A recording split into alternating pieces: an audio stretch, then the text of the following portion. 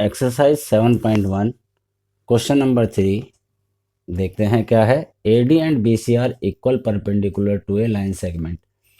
AD and BC दो equal perpendicular हैं। AD और BC की जो लेंथ है वो इक्वल है, वो AB पर परपेंडिकुलर है, ये दिया है। और हमें प्रूव करना है so that CD bisect AB, मतलब कि जो CD लाइन है वो AB को बाइसेक्ट कर रही है। मतलब हमें प्रूव करना है OB इक्वल टू OA।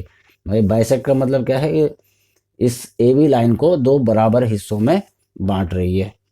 ठीक है, अब हम इसका सबसे पहले लिख लेते हैं आंसर गिवन। क्या दिया है हमें क्वेश्चन में, हिंट क्या दी है हमें, हिंट दी है AD and BC are equal perpendicular. तो हम लिख लेंगे AD इक्वल टू BC। सबसे पहले तो AD और BC हमें गिवन है, ठीक है।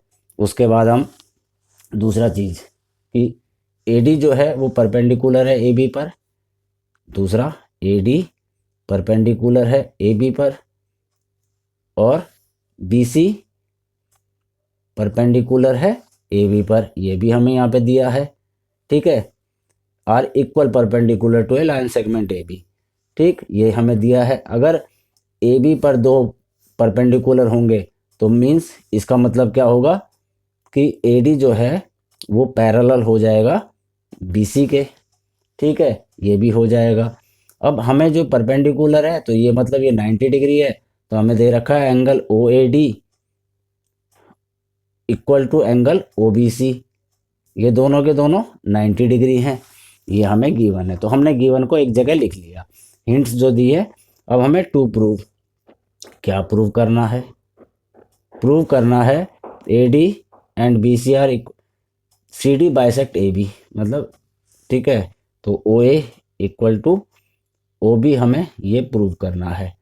अब हम प्रूफ करेंगे, प्रूफ कैसे करेंगे, सबसे पहले हम लिखेंगे प्रूफ, उसमें इन ट्राइंगल, दो ट्राइंगल देखो कौन कौन सा है, ADO या OAD, कुछ भी लिख लो, आप लिख लो OAD लिख लेते हैं, चलो हम इन ट्राइंगल OAD एंड दूसरा ट्राइंगल कौन सा है OBC and triangle OBC, triangle OAD और OBC में।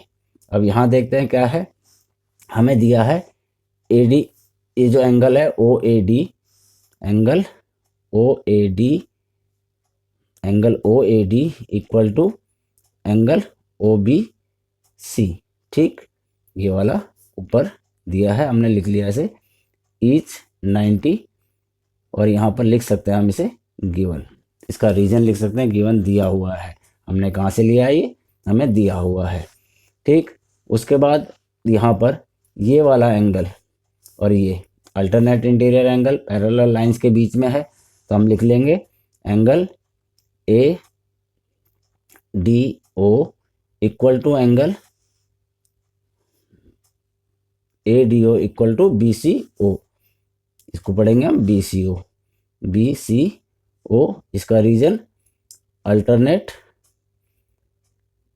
इंटीरियर एंगल, ठीक है, अल्टीरियर एंगल लिख लो या अल्टरनेट इंटीरियर एंगल, और क्या है ये ट्रांसवर्सल लाइन है DC, तो लिख लेंगे हम CD is transversal, CD is transversal, और थोड़ा सा डिफाइन करके लिखना है तो ठीक है। ये लिख लिया हमने, दो एंगल हो गए और एक साइड हो गई AD equal to BC, AD equal to BC। अब देखो दो एंगलों के बीच में साइड है, तो ये क्या हो जाएगा, दो एंगल्स के बीच में साइड है, यहाँ पर लिख लेंगे हम इसका रीजन गिवन, ये भी हमें दिया है। अब दो एंगलों के बीच में अगर साइड है तो क्या हो जाता है, ये ट्राइंगल OAD हमारा कॉन्ग्रेंट हो गया, कैसे, ट्राइंगल OBC के।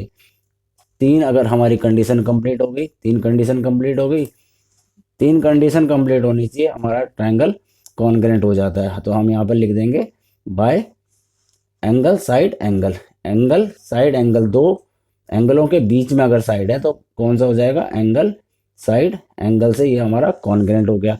अब हमारी जो है कॉरस्पॉन्डिंग जो भी साइड और जो भी एंगल है वो इक्वल प्रूव होंगे, ये एंगल इसके इक्वल, ये एंगल इसके इक्वल, ये साइड इसके इक्वल, तो हम लिख सकते हैं इसमें इम्प्लाइज दैट, यहाँ पर भी, और क्या लिख सकते हैं हम, AO equal to BO, reason क्या है इसका, बाय CPCT। CPCT मतलब corresponding parts of congruent triangles are equal. जो भी ट्रायंगल हमारे कॉन्ग्रेंट होते हैं उनके सारे पार्ट्स, मतलब उनके कॉरस्पॉन्डिंग पार्ट्स और कॉरस्पॉन्डिंग एंगल्स इक्वल होते हैं, कॉरस्पॉन्डिंग साइड्स और कॉरस्पॉन्डिंग एंगल्स इक्वल होते हैं। ये क्वेश्चन हमारा खत्म हुआ।